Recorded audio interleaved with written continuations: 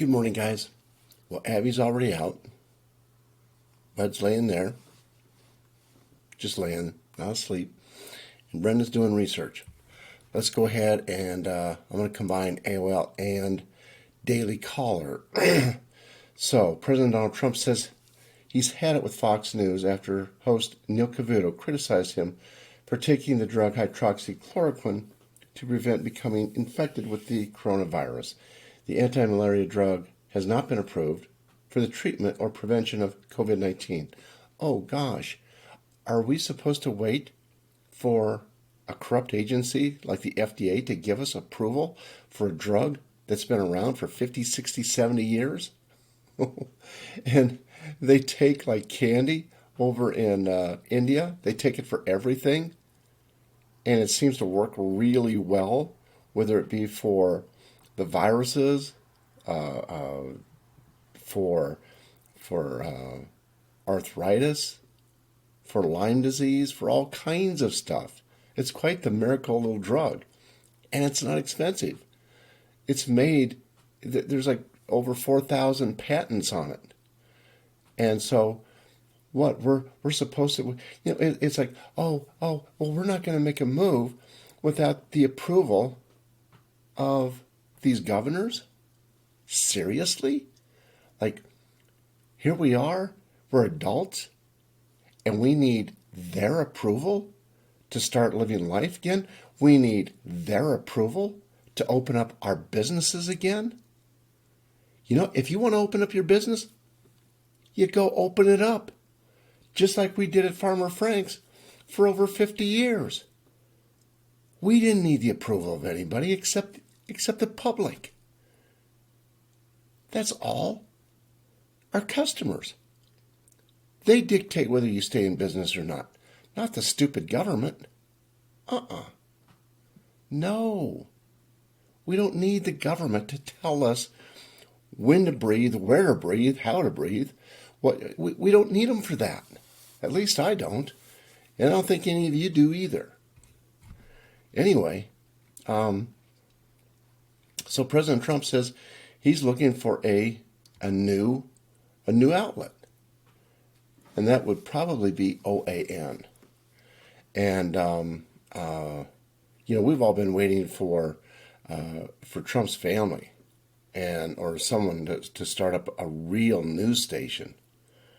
And what I've always thought what would be great is for somebody to start up a news station and take like the top 20 or 30 of us bloggers and start right there.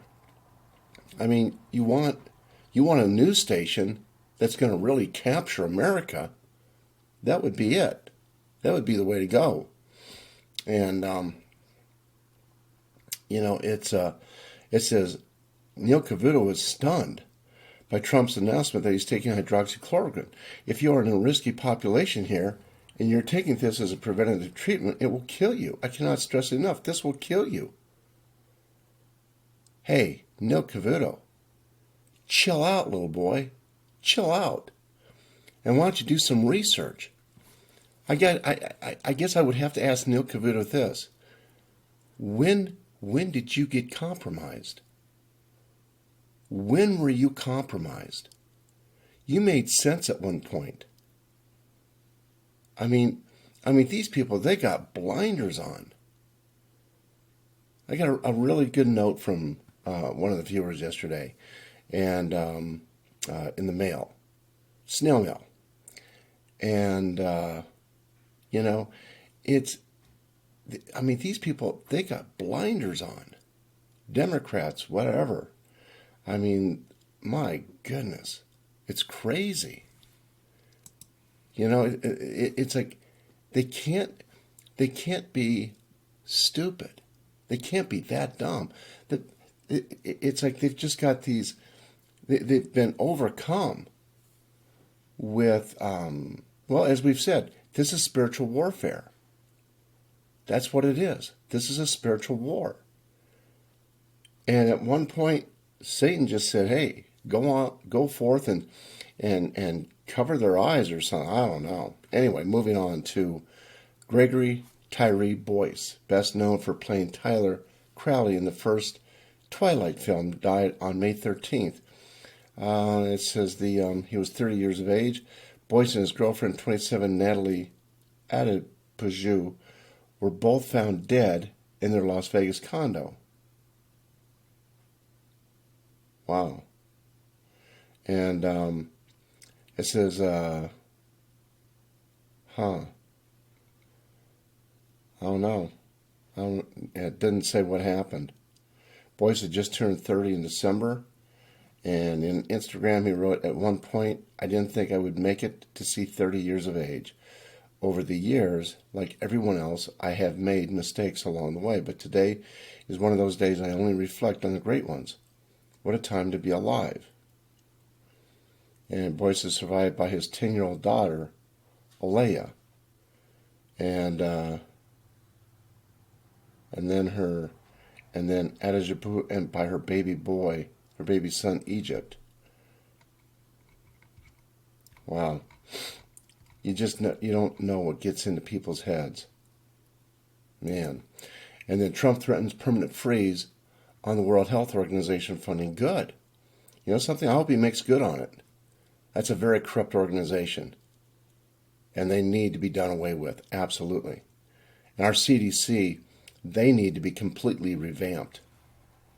Completely. And then down in Florida, it says deputies in Florida said they were hit with cups of alcohol, bottles, and bar stools after they made arrests at a weekend block party involving thousands of partygoers. The Volusia County Sheriff's Office estimated 3,000 people were at the outdoor party, spanning several locations in DeLand, that started Saturday afternoon and lasted until early Sunday. You know, when I was at Fort Collins being a security guard, I'm telling you what, today it does not take long at all for these block parties to go from 10 or 15 people to several hundred people or more. And depending upon the neighborhood, wherever you're at, you got access to thousands of people. And being a policeman today in one of these major cities, it would not be fun. Moving on to the Daily Caller. Let's see here. Democratic congressman admits to having an affair with an intern that spanned a decade. And this guy, this is the Democratic Nevada rep, Stephen Horsford. He admitted Friday to an affair with a former intern, Gabriella Linder, who interned for Harry Reid, said she and Horsford carried on intermittently between 2009 and 2019. It is true that I had a previous relationship outside of my marriage over the course of several years. I am deeply sorry to all those involved. And people, and the reason he came out is because she came out. And so she let him know what she was going to do. And anyway, interesting how that always comes back to bite you. You'd think that people would learn not to cheat, but there's no learning. Anyway, so how the FBI used news hooks to advance the Trump-Russia probe. Well, we know how they did it. Use it as a pretext. You know, it says the FBI relied heavily on media reporting, often based on leaks, to justify taking additional steps in Crossfire Hurricane, according to a Daily Caller analysis of public records. FBI officials relied on the so-called news hooks to conduct interviews with Michael Flynn. A series of news hooks also led to the publication of the now debunked Steele dossier. In other words, they use the media, just like they're using the media, to create panic. To create panic here in the coronavirus. They use the media, and it baffles me that anybody watches CNN or MSNBC anymore, or any of the TV stations, including Fox. It just baffles me. It's like, anyway, there's some people on Fox that I really like. I have to, no, I never watch them unless it's like on video. But like Janine Pirro, Tucker Carlson, Sean Hannity, people like that, Lou Dobbs. You know, I really like those people. Maria Bartiromo. Anyway, Ronan Farrow responds to former BuzzFeed editor-in-chief's criticism of his hashtag #MeTooNBC reporting. You know, these guys, I got to tell you, I do not see them lasting for very long at all in the real world. You know, coming in here onto the internet, let's see how they do here. Because, you know, it's how can I put it? When you work for a major corporation, the corporation really takes care of you. Here, I don't have anybody taking care of me here, except Brenda. You know, that's it. And there's no $1 billion corporation behind us taking care of us. This is it. You know, moving on to Obama officials said that on TV that Trump colluded with Russia. They said otherwise under oath. Yeah, and this is why Schiff didn't want any of these things leaked out, because under oath, we see what they said under oath. They didn't they didn't lie, or most of them didn't. A few still did. Anyway, and then Lindsey Graham sets vote to subpoena Comey, Brennan, and dozens more in oversight of Crossfire Hurricane. So have they waited till now to do this? I don't know. I mean, I've wanted to see some action before this, but McConnell selects Rubio as acting Intel Committee chairman. That's Richard Burr as he leaves. And then Fox News replies to lawsuits claim that the network doesn't have First Amendment rights. And why would they not have First Amendment rights when CNN does? You know? And anyway, yeah, I know it's all really corrupt. Pelosi calls Trump morbidly obese on CNN. Nancy, was that between mouthfuls of ice cream and some shots of whiskey? Was that? And her face, it does look so greasy. I mean, she is caking the makeup on. Holy cow. Anyway, moving on to de Blasio warns beachgoers that they will be taken right out of the water, if they try to swim.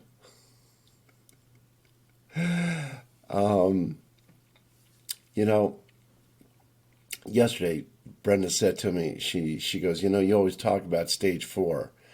Well, as she said, there's a stage 5. And some of these governors, they're really pushing it. They really are. And, I mean, they're just blinded with hate and anger, money and power. I mean, they got, you know, when Trump declared a state of emergency, he just let him be. It's like, okay, be who you're going to be. You know, and these people, some of them, I mean, they became like little dictators. And I know here in Colorado, we have a petition going around to take away Polis's Emergency Power Act. And, you know, it's, look, we know here in Colorado, we're not a blue state. We know that. We've been a red state forever. And as we know, the Democrats, they have gotten a hold of these major cities, and they control the voting then. And people have caught on to that. And people are very angry, to say the least. And then Katie Hill says she cried for days after Republicans flipped her old seat. And she says, it's effing devastating. Well, you know, this is a messed up individual. Really messed up. And anyway, that's her path. She's chosen her path in life. She can change it if she chooses. She can go down the path of light, or she can continue going down the path of darkness. That's up to her. Moving on to The Last Dance, director says Michael Jordan spit on the flu game pizza. Oh, I didn't want to go there. You know, people working in restaurants and stuff who do nasty stuff like that is just so wrong. Matt Gaetz reveals what went down at Camp David with President Trump.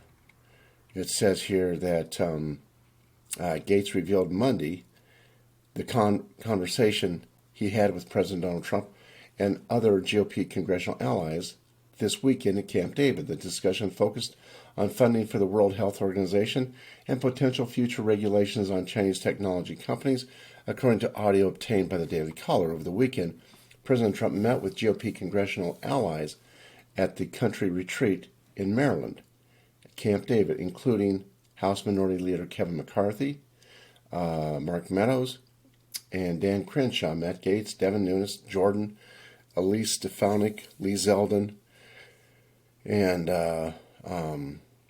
anyway, Gaetz revealed that the audio clip for his upcoming Monday podcast episode that the administration discussed more funding cuts for the WHO and investigating Chinese technology companies.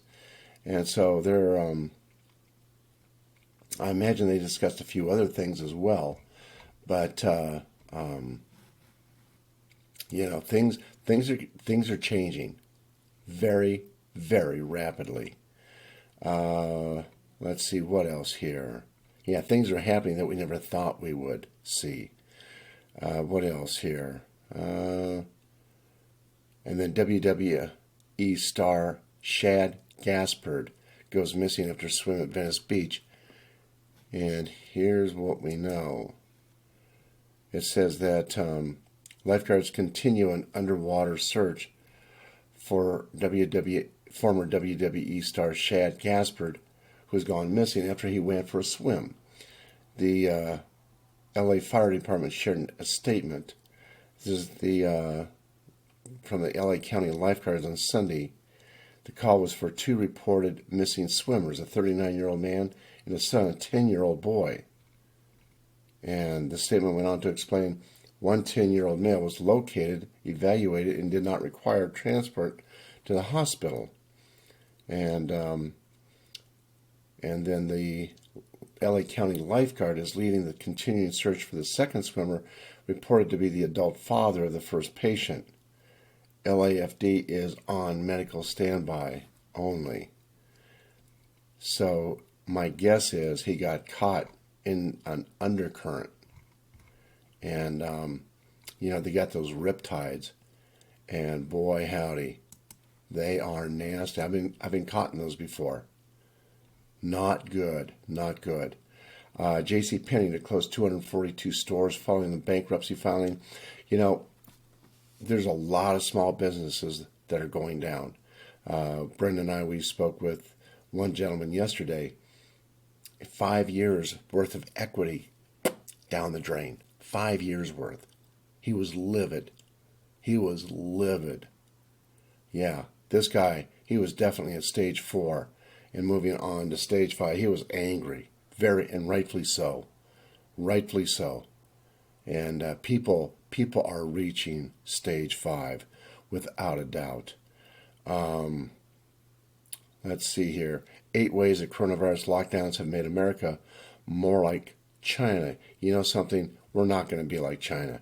All these Democrat governors that are acting so ridiculous, you know something?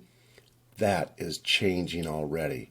People are already fighting back. And they're like, no, this is not going to happen. Let's see what else here. One size doesn't fit all. Rural Americans concerned about their communities due to coronavirus shutdowns. You know something? I would do exactly what Atwood, California did. Declare yourself a sanctuary city, sanctuary county, and move on with life. Or just move on with life. Just start opening up and just say, heck, your police are not going to do anything. They're not going to back the stupid governors. If you stand up to them, they will back down. Absolutely. And then these are profoundly damaged people. Tucker Carlson rips Democratic lockdown leaders drunk with power. They are. I mean, they are just they're just nut jobs.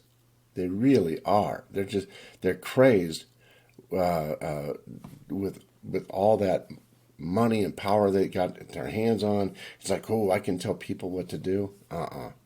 Moving on to Pelosi is trying to solidify more power. McCarthy talks remote voting for Congress in wide-ranging interview. What else here? Let's see here. I think it's reasonable. Dr. Mark Siegel defends Trump physician, blasts ridiculous politicization of hydroxychloroquine. And it says here that Fox News contributor Dr. Mark Siegel defended White House doctors and President Donald Trump's decision to take hydroxychloroquine as reasonable response to the coronavirus pandemic. And Tucker Carlson and Siegel insisted such medical decisions between a doctor and a patient should not be challenged. And and I tell you what, it's as I say, there's a big study in Spain, a huge study from the NIH looking at this. He said Henry Ford Hospital in Detroit has given it to 3,000 healthcare workers to see if it prevents them from getting COVID-19. And it is very, very effective. France, they're using it like crazy. And yes, it has become really well known as one of the best drugs out there, period. Anyway, that is all for now. God bless y'all. Have a great day. And hang in there. Things are looking up. And things are about to, how can I put it? Well, as I always said, there would come a day when things would implode and explode all at the same time. And that's what's happening with the deep state. They are imploding and exploding all at the same time. Anyway, thank you so much for your support. It is greatly appreciated. My links to PayPal and Patreon are in the description box. Patreon makes it very easy to donate $2, $3, $4 a month.